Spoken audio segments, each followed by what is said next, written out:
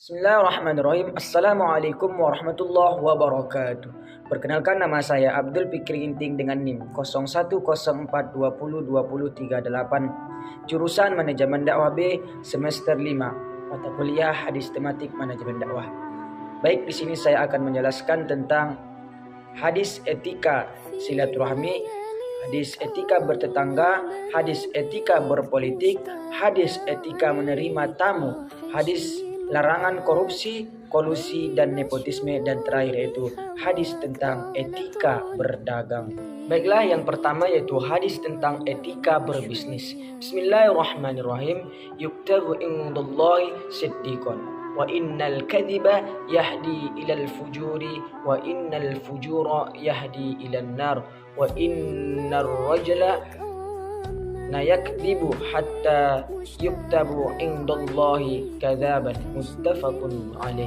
Yang artinya dari Ibnu Mas'ud radhiyallahu anhu, dari Nabi Muhammad sallallahu alaihi wasallam bersabda, sesungguhnya kejujuran membawa pada kebajikan dan kebajikan membawa pada surga, dan sesungguhnya seseorang benar-benar jujur sehingga ditulis di sisi Allah sebagai orang yang jujur. Sesungguhnya kebohongan membawa pada keburukan, dan keburukan itu membawa pada neraka, dan sesungguhnya seseorang benar-benar dusta sehingga dicatat oleh Allah sebagai pendusta.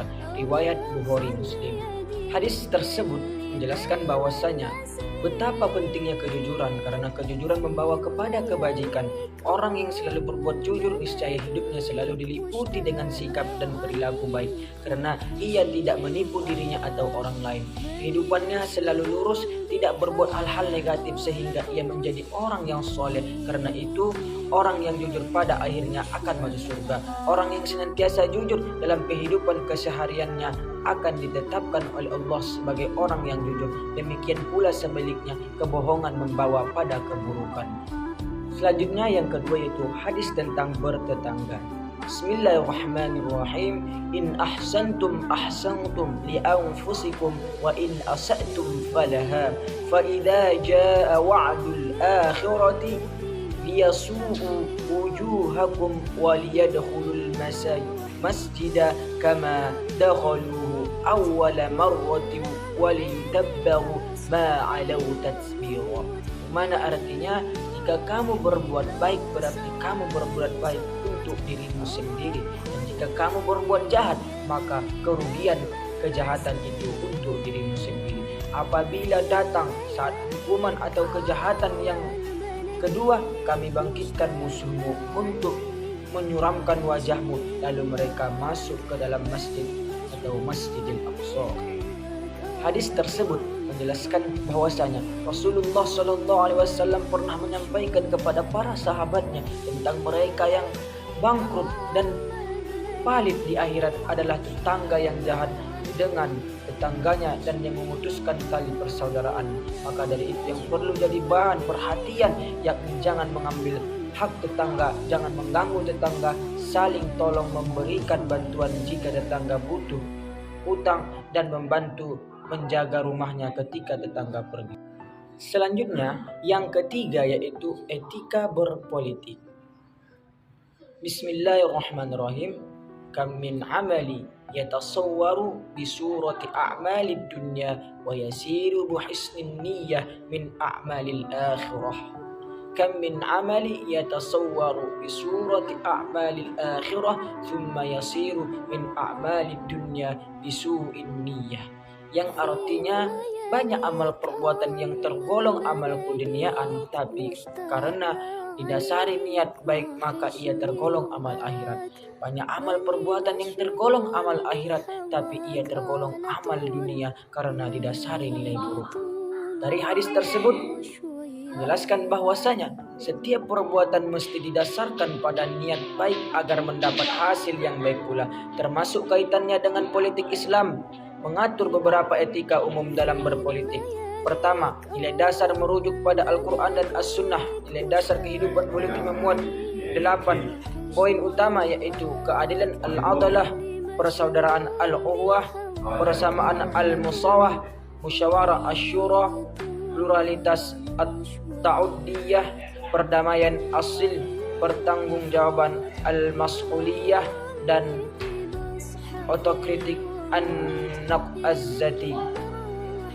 Selanjutnya yang keempat yaitu etika menerima tamu. Bismillahirrahmanirrahim. Man kana yu'minu billahi wal yawmil akhir falyukrim dhaifahu, yang artinya barang siapa yang beriman kepada Allah dan hari akhir maka hendaknya ia memuliakan tamunya. Hadis riwayat Muslim. Dari penjelasan hadis tersebut maka dapat kita pahami bahwa adab penerima tamu kepada tamunya adalah yang pertama melayani para tamu dengan menyediakan jamuan, yang kedua menampakkan kondisi serba cukup, dan yang ketiga menunjukkan wajah gembira. Sebagaimana pepatah mengatakan, menunjukkan wajah riang gembira lebih baik dari memberi suguhan tanpa disertai wajah yang gembira. Selanjutnya yang kelima yaitu larangan korupsi, kolusi, dan nepotisme.